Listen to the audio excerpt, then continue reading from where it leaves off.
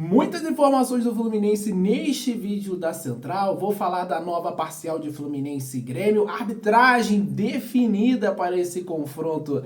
Também vou trazer, o retrospecto desse árbitro que apitará esta partida. Fluminense no top 30 mundial de revelação de jogadores e também salário de ex-Flu é revelado de forma surpreendente. Deixe o seu like e ative as notificações. Da Central Fluminense não para de crescer. Então vamos começar com as informações, vamos começar com as notícias. Eu quero falar da nova parcial de ingressos para Fluminense e Grêmio. O jogo vai acontecer nessa sexta-feira, torcedor tricolor, fique atento. O jogo foi antecipado, estava inicialmente marcado para o sábado, dia 2, feriado. Agora vai ser na véspera, na sexta, dia 1º, às 9 da noite, no Maracanã. O Fluminense informou que foram mais de 25 mil ingressos emitidos em suas redes sociais. O Flu divulgou esses números. Vale lembrar que o Fluminense vem mantendo a promoção dos últimos jogos, então o Fluminense conta muito com a força da sua torcida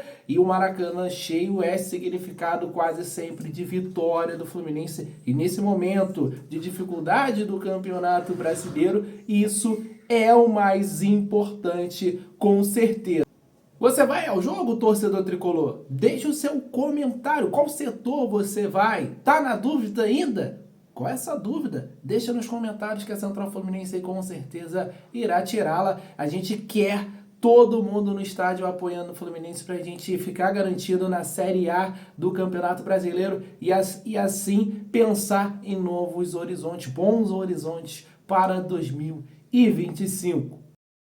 Em suas redes sociais, o presidente do Santos revelou o salário que o William Bigode recebia no Fluminense e isso causou revolta na torcida tricolor nas redes sociais, já que o William Bigode teve uma passagem muito apagada com a camisa do Fluminense. Eu vou ler aqui o que postou o Marcelo Teixeira. Os santistas deveriam anotar alguns desses sites e blogs que plantam boatos e mentiras sobre renovações e dispensas projetando 2025, anunciando valores financeiros de futuros salários que nem condizem com a verdade. O intuito é só tumultuar e colocar os torcedores contra os profissionais que aceitaram este enorme desafio da disputa do Paulista e Brasileiro de 2024, que estão trabalhando para recolocar o Santos Futebol Clube no seu devido lugar. O atacante William do Bigode, que vem cumprindo suas tarefas e seus deveres, honrando as tradições e alcançando os objetivos da temporada, aceitou vir para o Santos Futebol Clube em um contrato de empréstimo junto ao Fluminense,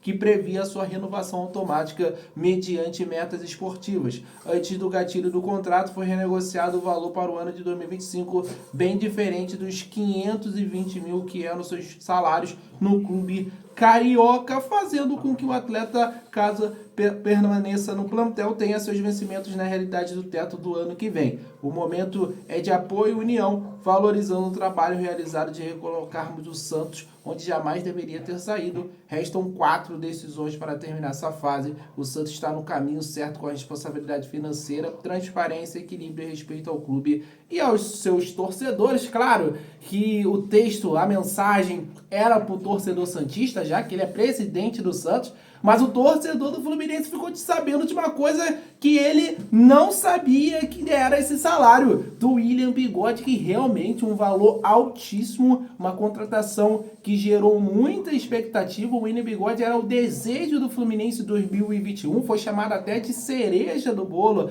Na época, acabou não vindo, ele quis permanecer no Palmeiras e em 2022 ele chega ao Fluminense e acaba sendo campeão carioca, mas teve uma passagem apagadíssima, não conseguiu repetir anos dourados que ele teve no Corinthians, no Cruzeiro, no próprio Palmeiras, do Figueirense também até. Mais lá atrás, se você puxar, o William Bigode se destacou muito também no Figueirense. Então, assim, é um jogador que infelizmente não deu retorno ao Fluminense. O Fluminense ainda acabou pagando, parte do salário dele quando emprestou ao Atlético Paranaense também, e boa parte e no início da chegada dele ao Santos, beleza? Então, quero o seu comentário, torcedor tricolor, sobre essas informações. William Bigode foi uma contratação decepcionante e esse salário aí muito alto, né, para um jogador que não conseguiu desempenhar bem a sua função.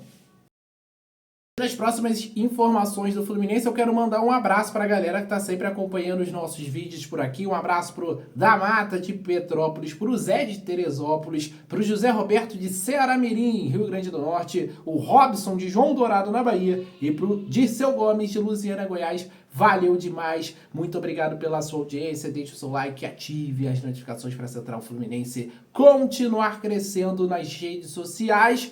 Agora eu vou continuar aqui falando sobre uma divulgação da ESPN, os resultados de um estudo do Observatório de Futebol do CIES, Centro Internacional de Estudos Esportivos, que avaliou as categorias de base de clubes ao redor do mundo, inclusive o Fluminense. O levantamento levou em conta dados como a quantidade de jogadores revelados que estão atuando em 49 divisões de elite pelo mundo, com uma métrica que calcula o nível esportivo das ligas que estão. 4 clubes brasileiros aparecem no top 30, sendo eles São Paulo, Flamengo, Corinthians e o Flu.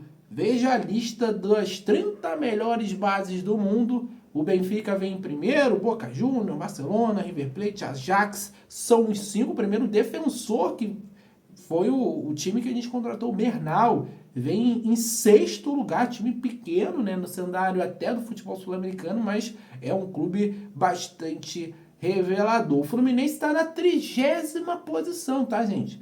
O São Paulo é 17º, o Flamengo 24º, o Corinthians 28º, o Fluminense é o 30º, mas a gente tem que combinar aqui.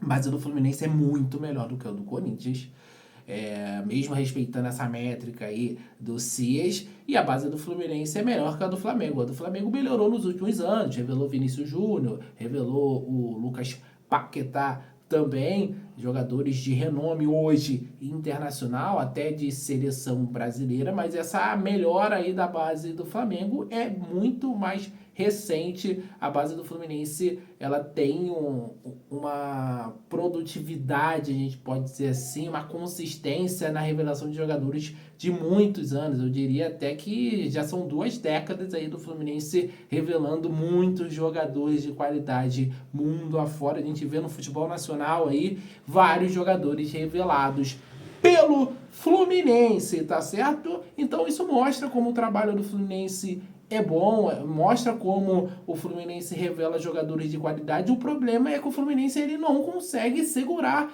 esses jogadores. A gente não consegue ter retorno técnico na maioria deles. Os casos dos campeões aí da América e da Recopa é um caso diferente, acho que é uma exceção, né? O caso do André, o caso do Martinelli, Alexander, jogadores que são revelados aqui e conseguem dar um retorno técnico, consegue jogar bem aqui, se desenvolver para depois dar o retorno financeiro. Acho que esses casos recentes são exceções nessa história do Fluminense. É só a gente olhar o nosso rival, os nossos rivais, né?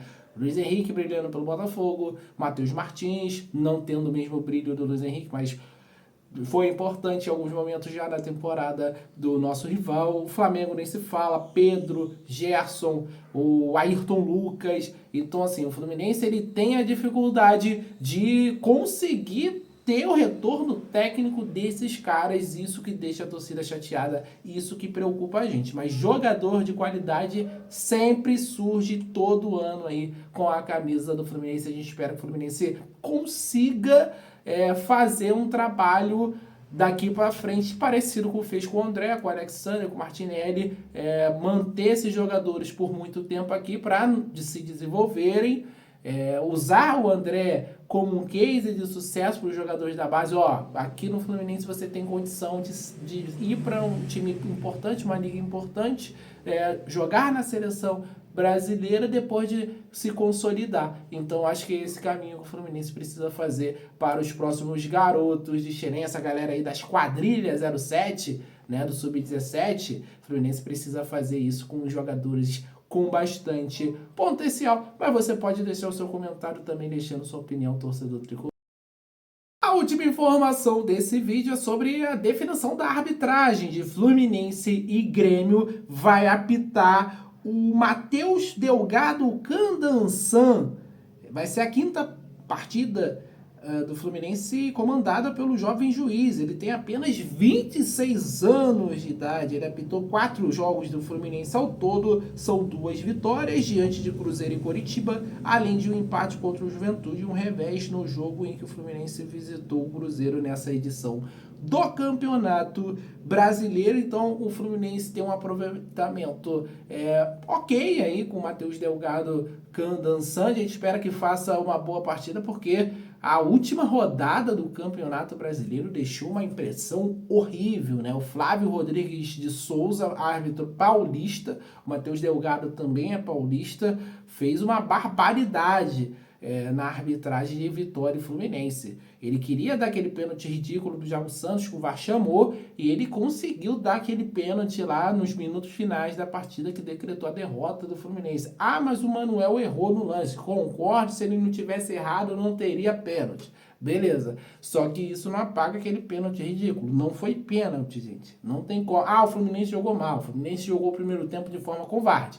Entendo, concordo, mas isso não significa que o Fluminense pode ser roubado e perder o jogo, que a gente não pode reclamar que vai ficar por isso mesmo. Eu acho que a situação não é assim que tem que ser resolvida. Não, a gente não pode aceitar esse tipo de coisa. Então a gente espera que seja uma arbitragem boa, que passe despercebida. É um árbitro jovem, então não tem um histórico aí na arbitragem, igual outros árbitros, né, que a gente já conhece, como o Klaus, como o próprio Daronco, Luiz Flávio de Oliveira, o próprio Flávio Rodrigues de Souza. Então a gente espera que ele consiga apitar bem e que o Fluminense consiga vencer, obviamente, e a gente não tenha essa interferência de arbitragem. Conhece esse árbitro? Deixa esse seu comentário, torcedor tricolor. Muito obrigado por assistir esse vídeo até o final. Um abraço, saudações tricolores, até a próxima.